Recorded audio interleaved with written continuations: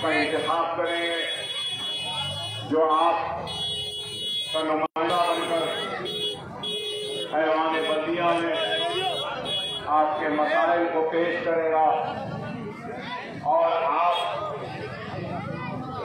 का तर्जुमान बनेगा और आपके महल्ले की बुनियादी सहूलतों को मुहैया कराने की कोशिश करेगा। अवामी नुमाइंदों का काम बर्फी बल्दी आबरसानी और दूसरे काम होते हैं, लेकिन हल्के असेंबली चंद्रायन गुट्टे में हमने एक नई सोच दी है, एक नई फिक्र दी है, एक नया पैगाम दिया है कि अवामी नुमाइंदों का काम सिर्फ रोड बनाना या स्ट्रीट लाइट डालना या पानी की लाइन डालना या सीवरेज की लाइन डालना नहीं, बल्कि अवामी नुमाइंदे की जिम्मेदारी है कि वो अपने आवाम के हर दुख में, हर तकलीफ में, हर मुसीबत में उसके दरमियान में रहे, उसके साथ हो। और गुरुदीन ओवैसी ने एक नई सोच दी है। आज से 22 बरस पहले इंतखाबी मैदान में जब खनून रखा था तो एक वादा किया था कि गुरुदीन ओवैसी शहर हैदराबाद की फिजाओं से इंतशार के खात्मे के लिए उम्मीदवार बना है। तो अकबरुद्दीन ओवैसी हल्के असेंबली चंद्रायन गुट्टे के मासूम बच्चों के हाथों में उनकी नन्ही मुन्नी मुलायम उंगलियों में खल थमाने आया है, तो उनके खानों पर बस्तों का और किताब का बोझ डालने आया है।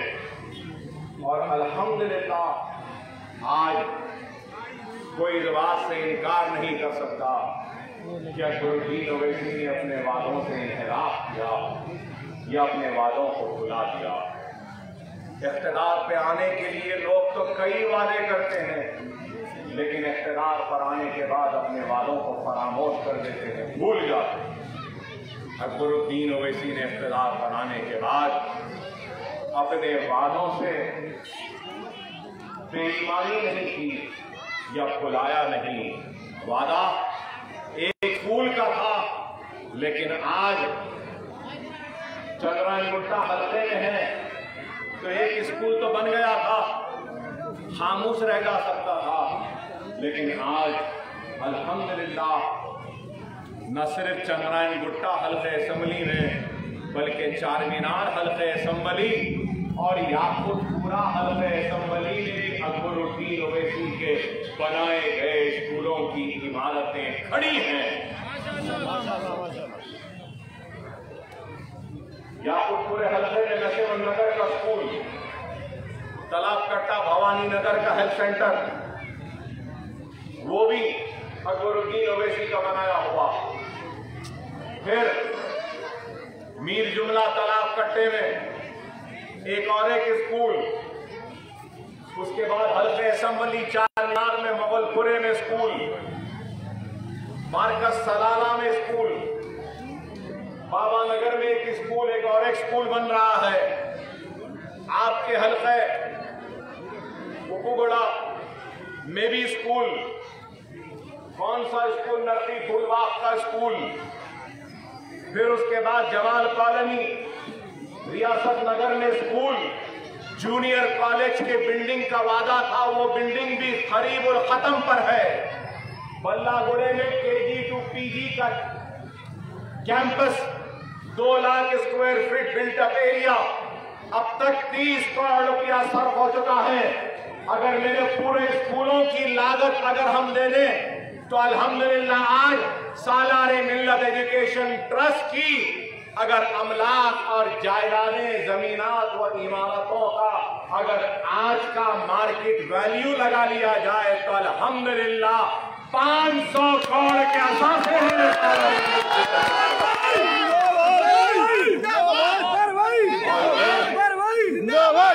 इसके क्या मेरे हैं। मेरे मरने के बाद भी इन इदारों में जो इल्म की शमा को मैंने रोशन किया है, उसके उजाले चंद्रायन गुट्टा नहीं बल्कि पुराने शहर के उन गरीब घरों में जलते रहेंगे, नए रोशनियां देती रहेंगी।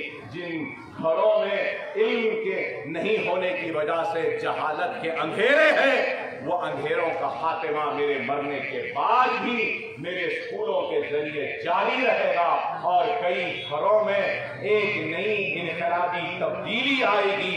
इल्म की वजह से सोच बदलेगी, इल्म की वजह से समझदारी आएगी, इल्म की वजह से जहालत का खात्मा होगा, इल्म की वजह से रहने का सलीका आ जाएगा, इल्म की वजह से जीने का सलीका आ जाएगा, इल्म की वजह से दुनिया की दौड़ में दूसरों के खाने से खाना मिलाकर कंपटीशन में, मुकाबले में हिस्से लेने का अहल बन जाएंगे हमारे बच्चे। ये एक काम जो हमने किया। आप बताओ, हिंदुस्तान में कहीं पर भी ऐसी मिसाल मिलती है इस्लाम की तो बता दो। मैं अपनी आवामी जिंदगी से सबुदोश होने के लिए तैयार। आपने भी अपनी जिंदगी में कई MLAs को देखा होगा। क्या किसी ने ऐसे स्कूल बनाकर फ्री तालीम का इंतजाम किया? मैं किसी पे तनकीद नहीं करना चाह रहा हूँ भाई, मुझे माफ करें, बड़ी मौजरत, बड़ी माफी के साथ। ऐसा नफ्सा नफ्सी का दौर आ गया है कि भाई भाई की फिक्र नहीं कर रहा है, बेटा बाप की फिक्र नहीं कर रहा है, तो एक बेटा माँ की फिक्र नहीं कर रहा है। लेकिन ऐसे नफ्सा नफ्सी के दौर में आपका ये अकबरुद्दीन ओवैसी 15,000 गरीब और यतीम बच्चों के तालीम का मुफ्त इंतजाम।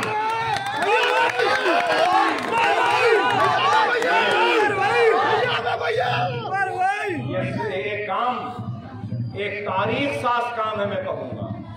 मैं नहीं रहूँगा लेकिन ये काम जिंदा रहेगा।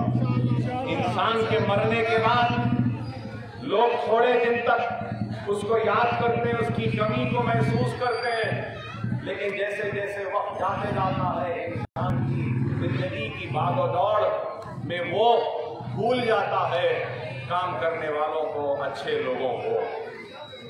लेकिन मुझे भी लोग भूल जाएंगे मेरे मरने के बाद, लेकिन मेरे स्कूलों की इमारत आवाम के दिलों में मुझको और मेरे नाम को जिंदा रखे।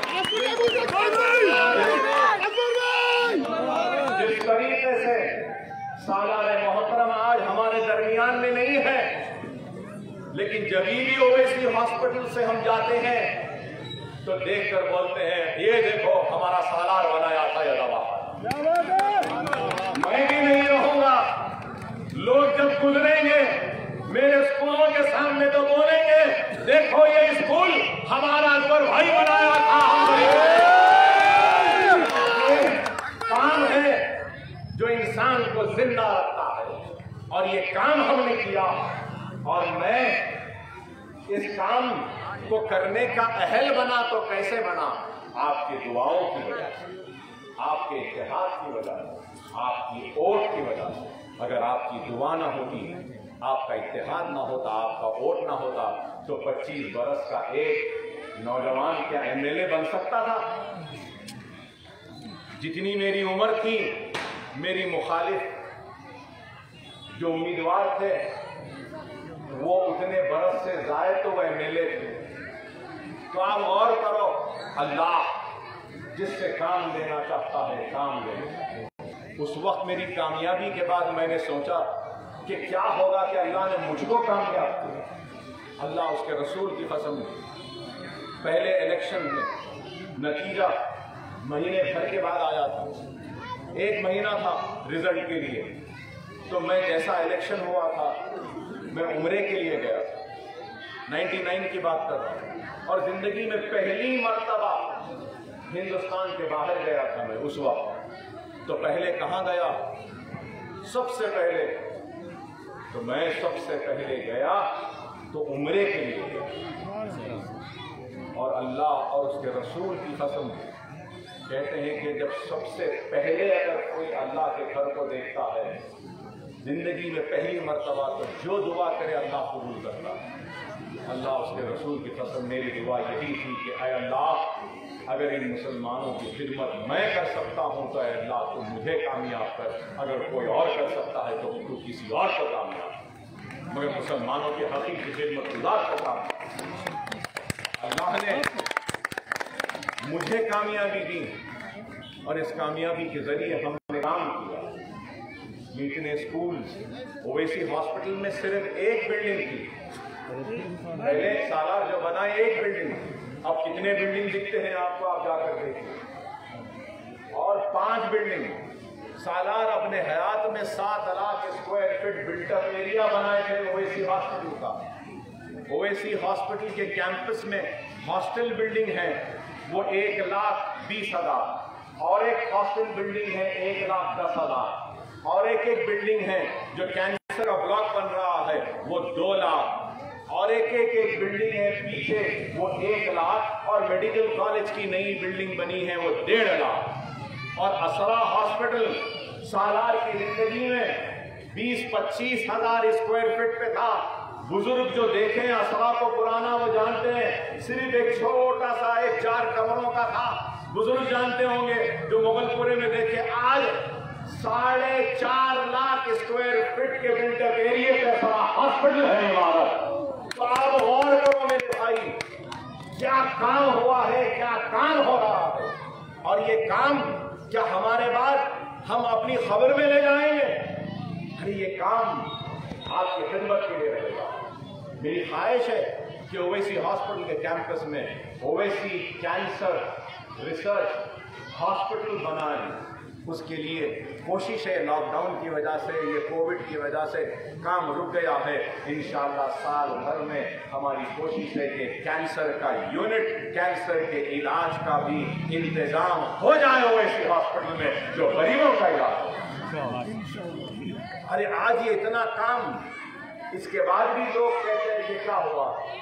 10 महीने कोरोना कोविड का वायरस हुआ, 1 लाख अनाज राशन के पैकेट्स, 1 लाख पका हुआ खाना, खानखाहों में, दरगाहों में अनाज, दीनी दरगाहों में, और यूपी बिहार के रहने वालों को इमदाद घरों को जाने के लिए, और फिर यहाँ के लिए आपके महलों में कई गरीबों के घरों पे दस्तक देकर अनाज पहुंचाया हमने। अरे आप बोलो, मैं बीमार आदमी, कमजोर जिस्मानी तौर से, लेकिन उसके बाद भी 10 महीने में एक दिन भी आराम नहीं किया। अल्लाह जानता है, एक तरफ ये अनाज का कोविड का काम करना, दूसरी तरफ ये कोरोना वायरस के इलाज के इंतजाम के सिलसिले में ओवैसी हॉस्पिटल में वक्त देना, फिर वहां से निकल के असरा हॉस्पिटल में वक्त देना। आप लोगों को नहीं मालूम, 24 पेशेंट वेंटिलेटर पे थे, ऑक्सीजन पे थे, एकदम ऑक्सीजन का प्लांट उड़ गया। इतनी परेशानी, रात के 2 बजे भागता हुआ मैं ओवैसी हॉस्पिटल पहुंचा कि वेंटिलेटर पे ऑक्सीजन नहीं तो पेशेंट मर जाएंगे। लेकिन अल्लाह का इंतजाम ऐसा हुआ कि गैब से मदद हुई और फिर से वो ऑक्सीजन का प्लांट शुरू हो गया, और कोई भी एक भी मौत वाकई नहीं हुई, नहीं तो कई लोगों की मौत हो गई। आपने देखा कि ऑक्सीजन का शॉर्टेज है, लोग सिलेंडर ले रहे हैं। आपको नहीं मालूम होगा, असरा हॉस्पिटल में ऑक्सीजन बनाने का प्लांट और यूनिट है हमारे पास खुद, जो अपना ऑक्सीजन बनाता है, ऑक्सीजन सिलेंडर की जरूरत नहीं। ये काम, उसमें भी एक दिन ऑक्सीजन लीक हो गया तो ऑक्सीजन का प्रेशर कम हुआ, भाग के दौड़ कर जाना पड़ा ऑक्सीजन के प्रेशर को मेंटेन करने के लिए। लीकेज, पंक्चर आ गया था एक जगह, ढूंढने लगे रात भर कहां पंक्चर है। अरे मेरे भाई, आसान नहीं है। High flow HFNC, high flow nasal cannula, जो तेज ऑक्सीजन फेंकता है, मैं दावे से कह रहा हूँ कि शहर हैदराबाद में किसी भी दवाखाने में इतने नहीं है जो हमारे पास ओएसी और असरा हॉस्पिटल में है। कोविड का इलाज वेंटिलेटर से नहीं हो रहा है, कोविड का इलाज होता है तो हाई फ्लो जो तेज प्रेशर से जो ऑक्सीजन जो फेंकते हैं उससे हो रहा है, तो वो हाई फ्लो नेजल कैनुला हमारे पास है। वेंटिलेटर, वो इमदाद का काम, दवाखानों का काम इतना करते रहे, थोड़ा संभले थे ही कि अल्लाह की नाराजगी, अल्लाह की आजमाइश, अल्लाह का जलाल बारिश और तूफान की शक्ल में भी आया। तो उस वक्त भी हमने काम किया, मैंने काम किया, मजलिस के कारकुन काम करें, हमारे मदर साहब, खैसर साहब, उनकी टीम, सारे लोगों ने पानी में भीग कर कश्तियों के साथ लोगों की जानों को बचाने की फिक्र की। आपके आगे इस महीने में मस्जिद में शॉट लगा, वोट ले, यही वोट ले गए, जाके उस बच्चे को निकाले, कोशिश करे, गाड़ी नहीं थी तो मैं अपनी एस्कॉर्ट की गाड़ी में डालकर भेजा दवाखाने को। खैर अल्लाह को क्या मंजूर था नहीं मालूम। हाँ बोलो मेरे भाई, क्या हमने कोई लापरवाही की? क्या हमने जिम्मेदारी से मुंह फेरा? कभी नहीं, क्योंकि हम ये समझते हैं कि ये काम हमारी आखिरत का सौदा, अल्लाह को राजी करने का एक मौका है। दुनिया समझी कि ये कोरोना बड़े मुसीबत का वक्त है, लेकिन अकबरुद्दीन ओवैसी ने समझा कि ये नेकियां कमाने का वक्त है, आखिरत संवारने का वक्त है, राजी करने का वक्त है। कोविड से लेकर ये सैलाब तूफान तक करीब 11 करोड़ या 11 करोड़ से जायद पैसा खर्च किया मैंने गरीबों और जरूरतमंदों के लिए। अरे लोग कमा के बटोर के लूट कर चले जाते हैं, लेकिन अकबरुद्दीन ओवैसी लुटेरे का नाम नहीं है, अपने आप को, अपनी कौम, अपनी मिल्लत पे लुटाने वाले का नाम। अगर मैं अपनी जिस्म की चमड़ी भी निकाल के आपके कदमों की नजर कर दूं, तब भी मैं आपके एहसान का बदला अदा नहीं कर सकता जो एहसान आपने किया मुझ पर, मेरी जात पर और मेरी आल औलाद पर, मेरी बीवी पर, मेरी माँ पर, मेरे भाइयों पर, कि मुझे मौत के दरवाजे से खींचकर अगर कुछ लाया है तो आपकी दुआएं थी। मेरी जिंदगी खर्चदार है आपके दुआओं की, और इस खर्च को मैं जिंदगी भर भी अदा करता रहूं, तब भी आपके दुआओं के खर्च के रत्ती बराबर को भी मैं अदा नहीं कर पाऊंगा। ये मेरी सोच है, ये मेरी समझ है, ये मेरा फिक्र है, इसलिए काम पे काम कर रहा हूं। अल्लाह हमारे काम को कबूल करे, अल्लाह हम सबसे जो भी काम ले रहा है इसको कबूल करे। अल्लाह से दुआ है कि कोविड के वक्त में जितने लोगों की मौत हुई है, अल्लाह उनके अफराद खानदान को सब्र जमील अता फरमाए और उनको जन्नत में आला मुकाम अता फरमाए। अल्लाह वो कोविड के लिए काम करने वाले डॉक्टर्स हों, चाहे वो नर्सेज हों, चाहे वो सफाई का अमला हो, चाहे वो NGOs हों, जिन्होंने भी जो भी खिदमात अंजाम दिए हैं, अल्लाह उनके खिदमात को कबूल करे और मेरी जानिब से मैं उनका शुक्रिया अदा करता। और हमने काम किया तो हमने ये नहीं देखा कि फरियादी का मजहब क्या है, हमने ये नहीं देखा कि भूखे का मजहब क्या है, हमने ये नहीं देखा कि सैलाब में मुतासर होने वाला मुसलमान है या हिंदू है। जिसने भी अकबर ओवैसी के दर पर, दरवाजे पर, दिल पर दस्तक दी, चाहे वो माथे पे तिलक लगाने वाला ही क्यों ना हो, अकबरुद्दीन ओवैसी ने उसको मायूस नहीं लौटाया। फूल नहीं, फूल की पगड़ी से मदद की हमने हिंदू की भी मदद की है, सिख की भी की है, ईसाई की भी की है, दुनिया ने देखा हमने हर एक की मदद की, क्योंकि परेशान हाल की मदद करना जिम्मेदारी है। हमने मुसलमानों की भी मदद की है, बहुत मदद की है और करते रहेंगे। अकबरुद्दीन ओवैसी को फख्र है कि वो कलमा पढ़ने वाला मुसलमान है, जो ला इलाहा इल्लल्लाह मुहम्मद रसूलुल्लाह कलमा पढ़ता है। तो अकबरुद्दीन ओवैसी को नाज है कि वो हिंदुस्तानी है। हम किसी से नफरत नहीं करते, किसी से तफरका नहीं डालते। मेरा तो पैगाम यही है कि हम सबको मिलकर आज ये मुल्क जो चैलेंजेस से जूझ रहा है, इस चैलेंजेस से लड़ना है। और वो लोग जो आज इख्तिलाफ पर बैठकर नफरत के नाम पर इस मुल्क को बांट रहे हैं और इस मुल्क की तरक्की में उनकी नफरत जो सबसे बड़ी रुकावट बनी है, हमको इन नफरत अंगेज लोगों को खत्म करना है, उनका सफाया करना है। जमहूरी जिद्दोजहद के जरिए, दस्तूरी जिद्दोजहद के जरिए हालात पहले जैसे नहीं रहे, हालात तब्दील हो रहे हैं, हालात बड़े नाजुक है। समझो इन बात को। मैं नाम लेना नहीं चाहता, मैं चाहूं तो नाम ले सकता हूं हमारे मुखालिफिन का, लेकिन नाम लेकर अहमियत देकर मैं उनकी मदद करना नहीं चाहता, इसलिए नाम नहीं ले रहा हूं। लेकिन आप समझ रहे हैं कि मेरा इशारा किसके तरफ है, मेरा इशारा किसके तरफ है, आप जानते हैं। खैर, बहरहाल हालात नाजुक हैं, खुदारा हालात की नज़ाकत को समझिए। वक्त का तकाज़ा है कि हमारे सफ़ों में पहले से ज़्यादा इत्तेहाद होना है, इनफरादियत को हमको देखना नहीं है। इस मजमे में कई ऐसे लोग होंगे जिनको मुझसे कोई फ़ायदा नहीं हुआ, उनकी ज़ात को नहीं हुआ होगा, उनके घर तक मेरी इमदाद नहीं पहुंची होगी, उनके घर का बच्चा मेरे स्कूल में नहीं पढ़ रहा होगा, उनके घर का बीमार ओएसी हॉस्पिटल में इलाज नहीं करा रहा होगा। लेकिन ये वक्त इनफरादियत का नहीं है, इज्तिमाइयत का है। इनफरादी फायदा नहीं हुआ होगा, लेकिन इनफरादियत के अलावा इज्तिमाई फायदा तो मिल्लत का, कौम का हुआ है ना, इन इदारों से, जमात से और मुझसे। इस बात से तो कोई इनकार नहीं करे। और जिनको मेरी इमदाद नहीं पहुंची, मैं उनसे मौजूद रखता हूं, मेरी इमदाद नहीं पहुंची, लेकिन अल्लाह जरूर आपके मसाइब मुसीबत में अल्लाह जरूर गैब से आपकी मदद करेगा और एक मददगार को आपके दरमियान में छोड़ेगा। लेकिन हमारी नीयत हर जरूरतमंद तक पहुंचने की थी, है और रहेगी।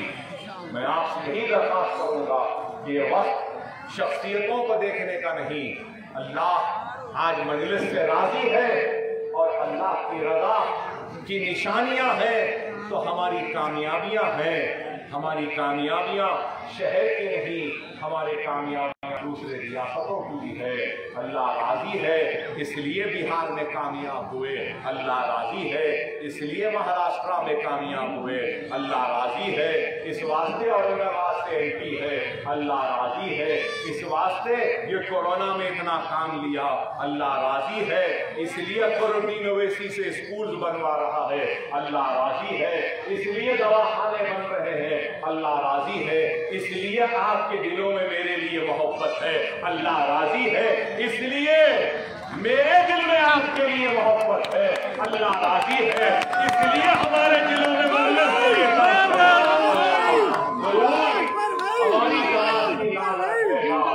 अल्लाह जरूर हमको कामयाब और कामरान करेगा। आप तमाम से कहूँगा कि मजलिस का निशान पतंग है, आपके बैलेट पे ठप्पा लगाकर इलेक्शन होगा, बटन दबा करनी है, अलग सुबह जाइए अपने वोट का इस्तेमाल। हम देखते हैं, अक्सर मैं देखता हूँ मेरे इलेक्शन में देखा हूँ, अरे क्या हुआ बाबा वोट डाले, अरे अकबर भाई आप ही जीत रहे और कौन जीतता, अरे बाबा वोट डाल दो ना, आओ डालता हूँ भाई आप ही जीतते, आपके अलावा कौन जीतता भाई, मैं एक नहीं डाला तो क्या होने वाला। हमारे घर में डाल दिए, 5 वोट थे भाई, 3 वोट पड़ गए, 2 वोट पड़ना है डाल देते। अरे बाबा आप भी डालो ना, नहीं जरा माँ जरा ब्रश कर लो, जरा कर लेके जाता हूँ। अरे फिर आगे बढ़े, बोले अरे बाबा वोट डाल लिए, नहीं भाई जरा घर में चूल्हा जला जरा हमारी बेगम पका रहे, जरा खा लेके जाता हूँ। फिर एक से पूछे थे, बोले नहीं भाई जरा देर से उठा, जरा खा लेके जाता हूँ। अब आप मेरे से ये बोलो भाई, आप मेरे से मिलने आए, आप जरूरतमंद हैं, परेशानी में हैं, आपका वक्त है और मैं आपको बोल रहा हूँ अरे जरा ठहरो, मैं जरा आपको कैसा दिखेगा? अरे आप परेशानी में है, मुसीबत में है, मैं आपको बता रहे जरा ठहरे जरा नहाले के कर लेके आता हूँ जरा। और फिर अगर मैं बोलूंगा ठहरो भाई जरा भूख लग रही खा ले, तो मेरे बेगम जरा अच्छा खिचड़ी कीमा बनाए, जरा चटनी पापड़ चले जरा खा ले के आता हूँ, तो आप पे क्या बोले? हम और करो। देखो मेरे भाई, आप मेरा दिल रखेंगे तो मैं आपका दिल रखूंगा।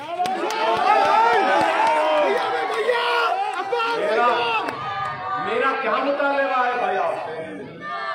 5 बरस में एक आधा घंटा निकालो, लाइन में ठहरो, वोट डाल दो। 15 मिनट आप मेरे लिए नहीं निकाल सकते, जमात के लिए नहीं निकाल सकते, कौम के लिए नहीं निकाल सकते, मिल्लत के लिए नहीं निकाल सकते, अपने सदर बैरिस्टर असदुद्दीन ओवैसी के लिए 15 मिनट नहीं है आपके पास। अरे आप 15 मिनट निकालो, जाकर वोट डालो। मैं 5 बरस आपके घर का गुलाम बनकर, खादिम बनकर आपके, मेरा काम 100% है ना। 10 महीने से लेकर मेरा काम 20% है, 30% है, 50% है, मेरा काम 100% है ना भाई। फिर पोलिंग 30%, 40% हुई तो मेरे दिल पे क्या गुजरेगी आप बोलो? मैं 100% कर रहा हूं तो आप भी 100% करना ना, सही है ना?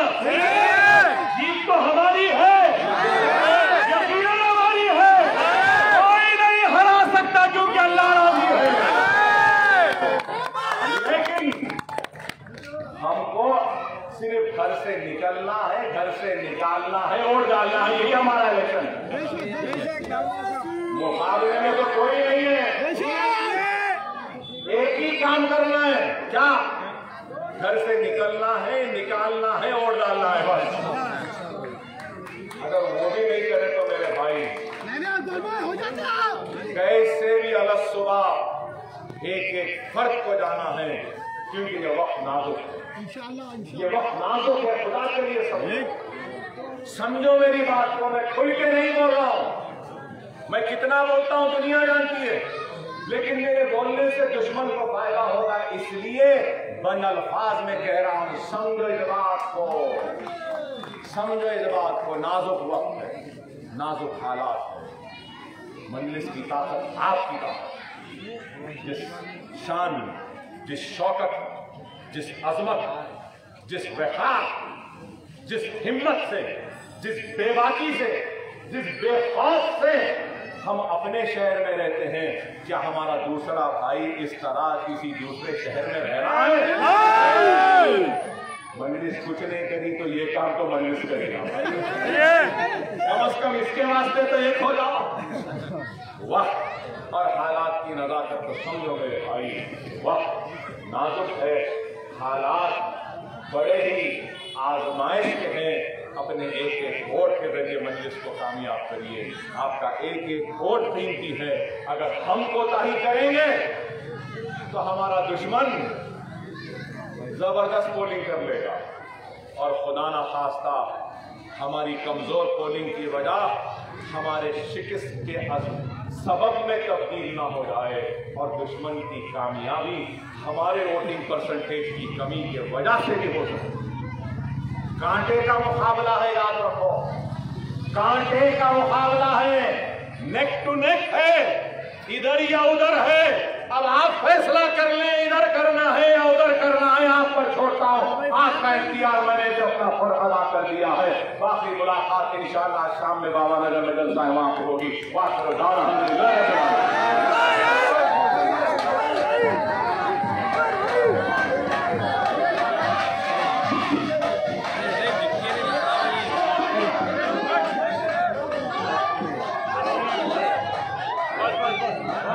चलो